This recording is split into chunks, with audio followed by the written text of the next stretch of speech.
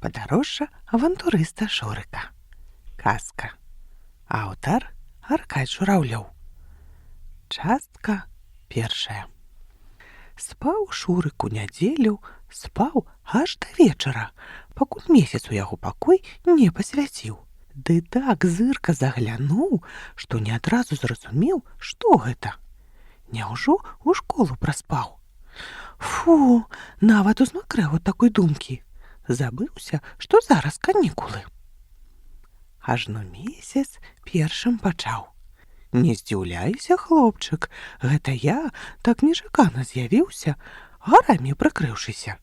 Зашапіўся сваімі старымі ды высокімі гарамі за вашу планету, што за морам акіянам, і знізіўся ніжэй звычайнага. Вось ля цябе і з'явіўся. Хлопчык на пачатку разгубіўся. Ці не засніў я ўсё гэта, ці не? І паспрабаваў ушчыкнуць сябе за вуха. Адчуў боль. Значыць, не засніў. Ды вы, спадар месяц, не размаўляйце так гучна, а тое бацькі пачуюць. А ведаеце, які мой тата строгі? Будзе і мне, канешне, але ж і вам дастанецца. І што ж ён можа зрабіць з месяцам? А хаця б стрэліць. Не смяшы мяне, хлопчык. Вазьмі лепш, ды падыдзі бліжэй. Разгледзь мяне, паспрабуй маю цвярдзель. І праўда, як камень, калі не як алмаз. І надта ж ледзяны. Ускараскаўся як не да паловы глыбы. Пакуль Шурык шчупаў, гладзіў, нават спрабаваў лізаць глыбу, месяц апусціўся яшчэ ніжэй. Ну што ты знямеў? Злазь. Досыць. Відаць, спадабалася мая загадкавасць. Дзядзька месяц, я так марыў да сябе выправіцца ў падарожжа. Хтосьці жыве марай аб летнім адпачынку, хтосьці аб удалай рыбалцы, ці проста басякаваць па вуліцах ды па крамах, а я даўно марыў трапіць на месяц. Нават тое-сёе ведаю пра вас. Можа, гэта і авантура з майго боку, і рызыка вялікая, але надта ўжо хочацца, шчабятаў, як малады верабейка Шурык. І што ты ўжо такое цікавае пра мяне даведаўся? Вось, напрыклад, тое, што міжпланетная станцыя Месяц-25, што зараз знаходзіцца на паўднёвым полюсе, у экватарыяльнай зоне, а не ў каляпалярнай, як гэта было паўвека таму. І што яна, станцыя тая, першая ў гісторыі чалавецтва будзе шукаць ваду ў тых мясцінах. Малайчына? Так, гэта станцыя прааналізуе мой грунт, правядзе доўгатэрміновае навуковае даследаванне, у прыватнасці вывучыць верхні слой рэгаліта майго паўднёвага полюса, а таксама экзасферы. Так, я ведаю, што такое экзасфера. Гэта адзін з верхніх слаёў атмасферы пасля мезасферы і тэрмасферы. Значыць, будуць вывучаць знешнюю частку атмасферы. Хто толькі не марыць даследаваць мяне, не толькі спадарожнікі зямлі, але і цэлыя місіі і нават базы намерваюцца на мне пабудаваць. Чалавеку ўсяго мала, ведаў, даброт.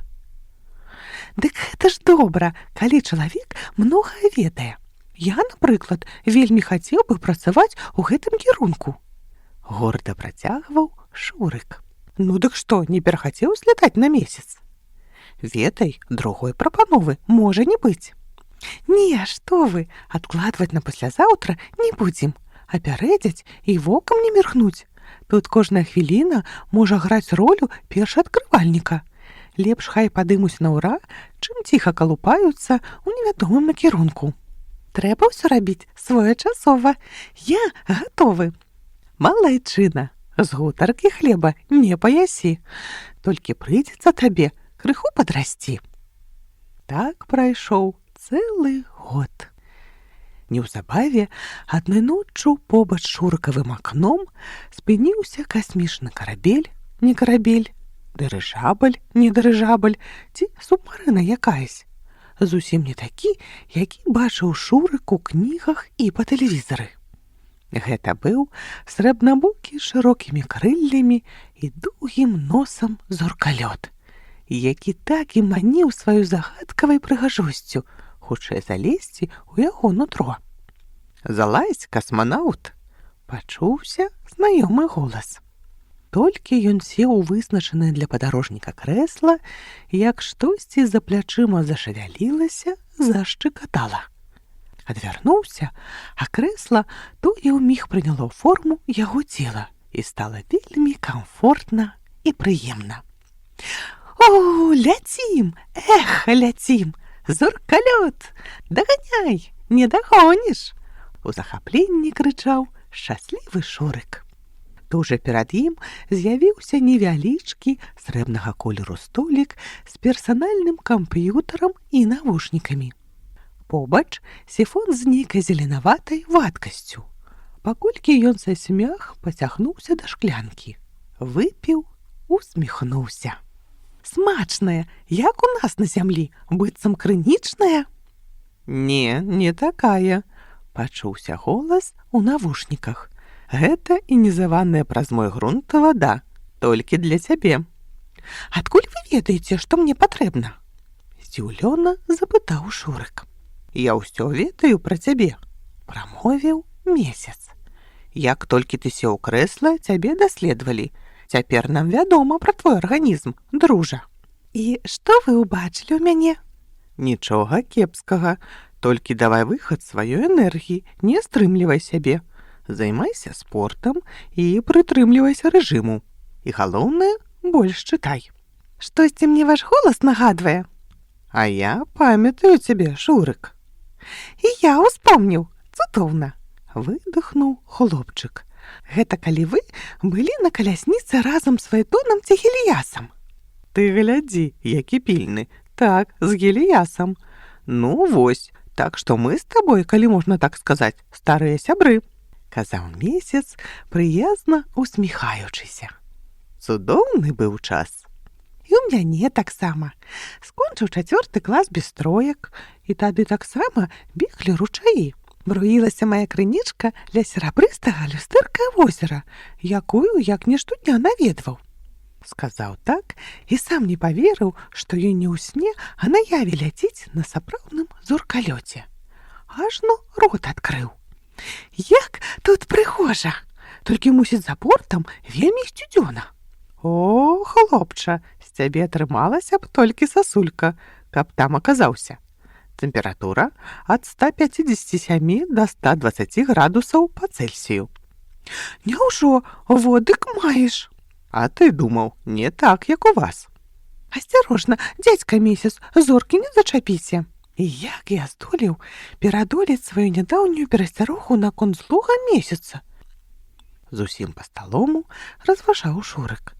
«Яшчэ і цяпер не верыцца». «Тады ты быў зусім малым дуронікам», – вымавіў Месяц, нібыта прачытаў яго думкі. «Бо тым часам ты забыўся на сваё зямное жыццё». «А, хаця бы так. А ты нават маё зямное імя аднекуль даведаўся», – глядзеў хітрымі вочкамі хлопчык. «А, вось пра што ты, а кажаш, не дуронік. Ды цяпер кожная блыха можа пра што заўгодна даведацца ў адзін клік цераз сусветную павуціну». «Пра сеціва?» «Так, даражэнькі, толькі б тыя веды вы, зямляне, скарыстоўвалі на карысць, не на згубу», – разгневаўся Месяц. «Быццам ты лепшы за тых, хто брыдкасловіць ды смецце раскідвае паўсюль. У лясах или вадаёмаў, уздоўж дарог і палёў. Перарылі і ўглыб, і ў шырыню. Перайначылі ўсё на зямлі, што яна зараз стогне. Я чую. Ах, зямляне! Лепшае не лепшае, а не брыдкаслоўлю і нават ніводнай паперкі за сметніцу не выкінуў», – апраўдаваўся Шурык. «Я, дзядзька Месяц, ведаю кошт чужой працы, бо сам працай навучаны. Хлебам бацькоўскім гадаваны. Глядзі ў мяне, будзеш хадзіць па маіх пакуль чыстых прасторах, думай, як палепшыць жыццё на сваёй планеце. А цяпер, мой дружа, лажыся, адпачывай, а ў наступны раз ты даведаешся, чым скончылася падарожжа авантурыста Шурыка». Казкі на слушна.